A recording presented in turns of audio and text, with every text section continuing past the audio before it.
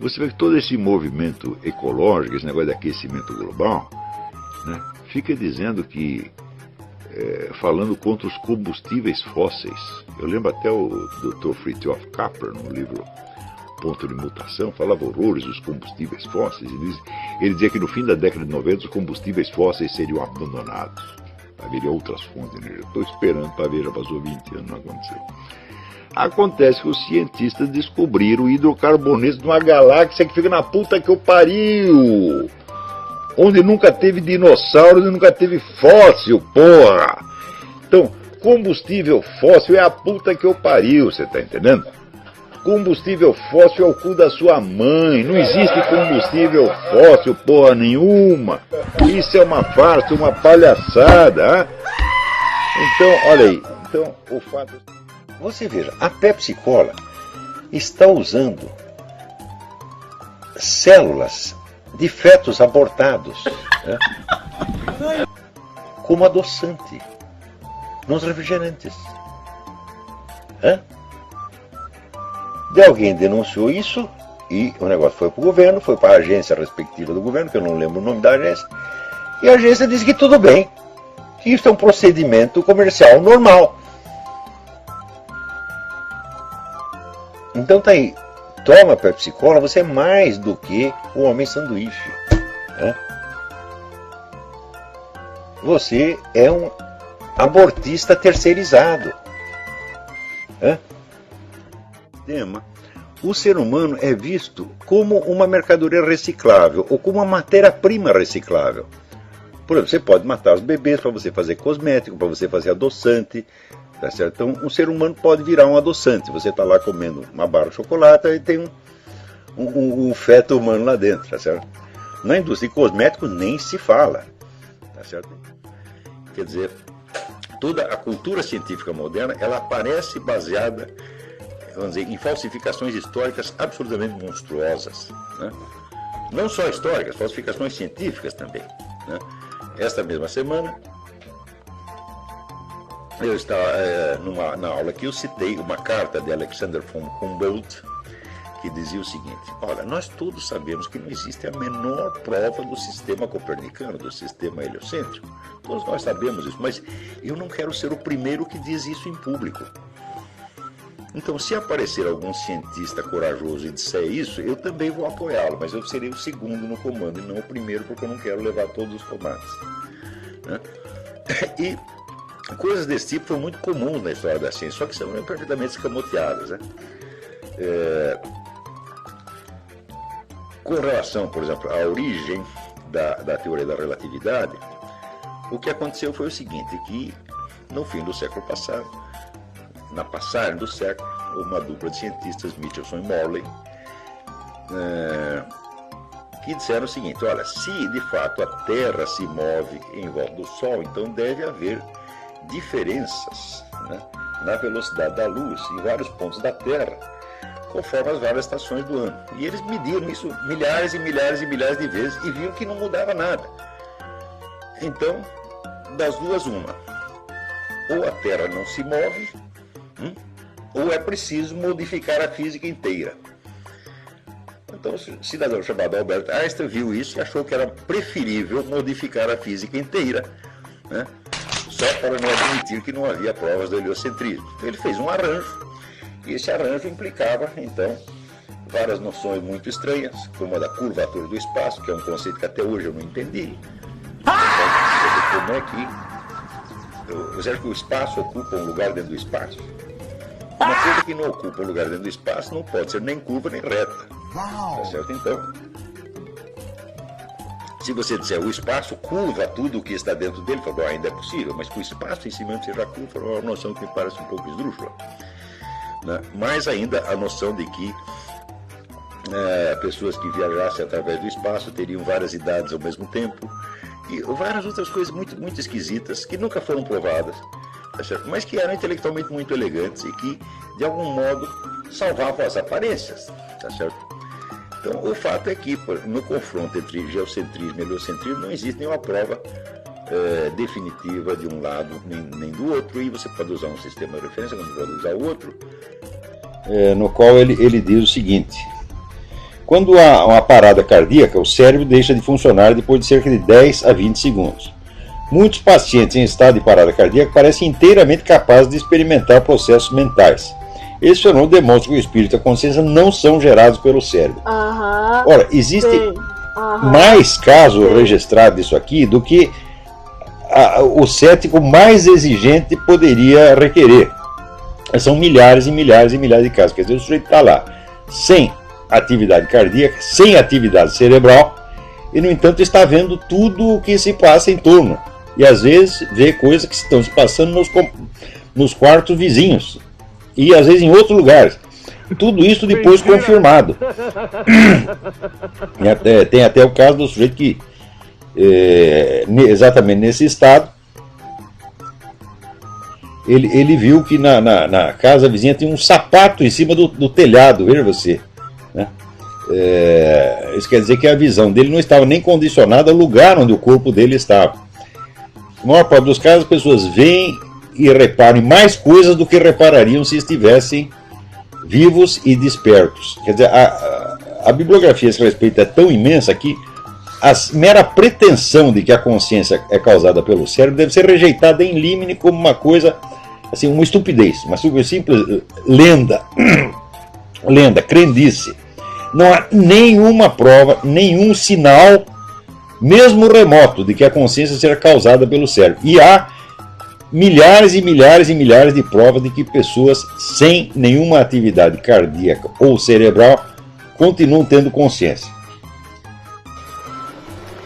Porque, por exemplo, outro dia eu disse aí assim, toda a história das origens da ciência moderna é tudo empulhação. Não foi nada disso que aconteceu. Tá certo? Então, por exemplo, a ideia de que não, a ciência moderna, a razão e as luzes, né, expulsaram a superstição, a astrologia, a alquimia, etc, etc, e criaram uma nova era de ciência e racionalidade. Isso é absolutamente falso, absolutamente falso. O que eu estou dizendo é resultado, assim, vamos dizer, de estudos que eu fiz em um livro publicado nos últimos 70 anos que maciçamente confirmam essa tese. Como ninguém no Brasil lê esses livros, então a minha afirmação parece chocante. E daí o sujeito, baseado naquela informação que ele recebeu na faculdadezinha de fundo e quintal que ele frequentou, ele diz, esse cara não entende nada, ele só lava analfabeta, aquele horror que ele está falando, só fala coisa absurda. A União Soviética foi que armou a Alemanha nazista em segredo. Não existiria exército nazista e não existiria perigo nazista se não fosse o plano de Stalin de usar os nazistas como ponta de lança da revolução. Exatamente, se não fosse Stalin, não existia. Hoje, no começo foi o livro do Ernest Toppich, o primeiro que levantou essa lebre, Stalin's War, o livro chama, um clássico, né? Hoje tem uns 20 livros documentando isso, sobretudo com o material dos arquivos de Moscou quando foram reabertos. Hoje essa tese está mais do que provada. O Stalin planejou toda a Segunda Guerra com antecedência, usando os nazistas como instrumento, como ele dizia, o navio quebra-gelo da Revolução. Por exemplo, todas essas proibições de fumo que tem aí, elas são manifestamente destinadas, vamos dizer, a inibir a conduta do sujeito. Então, isso aí é extinção de comportamento. Isso é uma técnica psicoterapêutica. Só que os caras estão submetendo você a essa técnica sem você tê-los autorizado. Quer dizer, quem foi que autorizou o Ministério da Saúde, tá certo, a aplicar em mim uma técnica terapêutica que eu não pedi, que eu não solicitei? Então isso aí, obviamente, é uma prática ilegal da medicina. Por exemplo, se você tem um cachorro, você entende o cachorro? Não, é claro que não entende. Se você tem um gato, vai entender a cabeça de um gato? Não entende, no entanto, você tem amor por ele. Mulher também, não é para entender, meu filho. Tá vendo? Agora, falando em África, alguém me pergunta o seguinte aqui. Olha aqui, o Toussaint Louverture, fundador do Haiti, dedicou o país ao Exu. E a cidade de São Luís de Paraitinga, que foi destruída agora, né, pelas enchentes, é a sede nacional das festas do Saci Pererê, que é o Exu. Né? E a Louisiana, né, onde teve o furacão Katrina, que destruiu tudo, né, é a central da macumba aqui nos Estados Unidos. Então o pessoal pergunta, será que isso é uma sentença divina? Eu falo, eu não sei. Né? Mas aqui eu acho, aqui isso é opinião pessoal, eu não tenho provas disso. Eu acho que essas macumbas dão um azar desgraçado, porque onde tem isso, todo mundo se ferra. É uma constante histórica. É isso. Você não vê, por exemplo, você vê aqui nos Estados Unidos, qual é o lugar do mundo onde os negros vivem melhor? Aqui nos Estados Unidos. O padrão de vida comparável de todo mundo, estão lá no Senado, estão na presidência das empresas, estão milionários, fizeram o presidente da República. Tem algum deles praticando macumba? Não tem. É tudo pastor protestante, porra.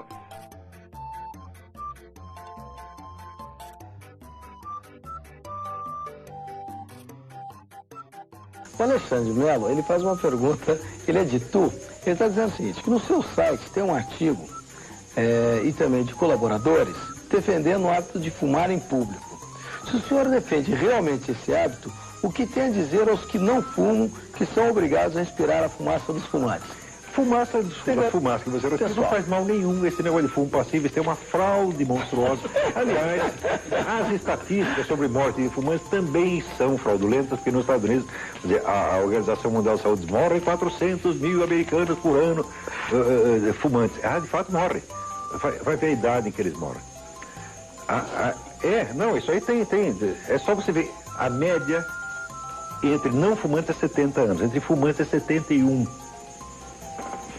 Quer dizer, ele morreu porque tinha que morrer, pô.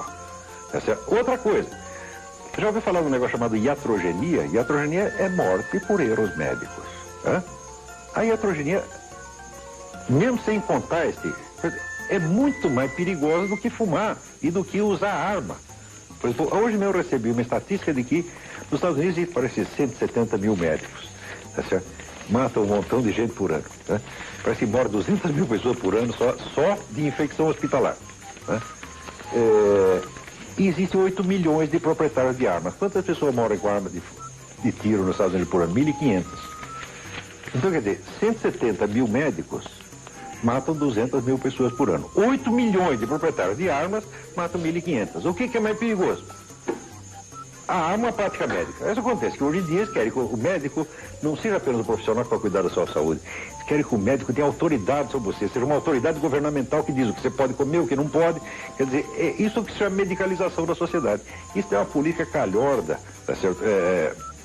Seguida pela Organização Mundial da Saúde, que é um órgão do governo mundial, um órgão da nova ordem mundial, tá certo? E é um instrumento de poder, no fim das contas. Quer dizer, deixar todo mundo assustado. Meu filho, você não pode fumar que você vai morrer. Você não pode comer açúcar que você vai morrer. Você não pode comer que você vai morrer. E deixa todo mundo fragilizado. As pessoas hoje têm tanto medo de ficar doente, tanto medo de perder a sua saúde, que virou um bando de covardes. Eu digo, nada disto faz bem à saúde, meu filho. O que faz bem à saúde é confiança, é coragem. Tá certo? Sem isto, o seu cérebro não funciona. Então, agora, estão ensinando as pessoas a ficar cada vez mais covardes. Tem que cuidar de si, tomar cuidado com isso, tomar cuidado com aquilo. Cuidado, você tem que escovar o dente. Cuidado, você tem que ir 10 vezes por ano no dentista. Se não fizer bem para você, vai fazer bem para ele. E assim por diante. Que besteira é essa, porra? Nós estamos entrando numa cultura da fragilidade. A cultura feita para fazer sub-homens.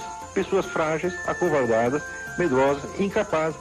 E que você puxa um cigarro aqui, acende, o sujeito a 50 metros de distância já começa a tossir. Ele tosse, o fumante não. Não! Olha, eu vou contar. Eu tenho 57 anos, eu fumo desde os 17. Eles são 40 anos fumando e não fumando pouco. Outro dia eu fui lá, fiz uma chapa de pulmão, o médico ficou ofendidíssimo. Ele disse, mas isso não é pulmão de fumante? Tá limpo? Como é que é possível? Olhando assim, bravo. Eu digo, não sei, doutor, o pulmão que eu tenho é esse. Não me cabe explicar isso, você tá entendendo? Agora, eu não gosto nada dessa política de intimidação das pessoas. Tá certo? Você tem que ter confiança na vida. Se você já começa por, vamos dizer, se auto-hipnotizar com uma coisa intimidatória, meu filho, você vai morrer bem cedo.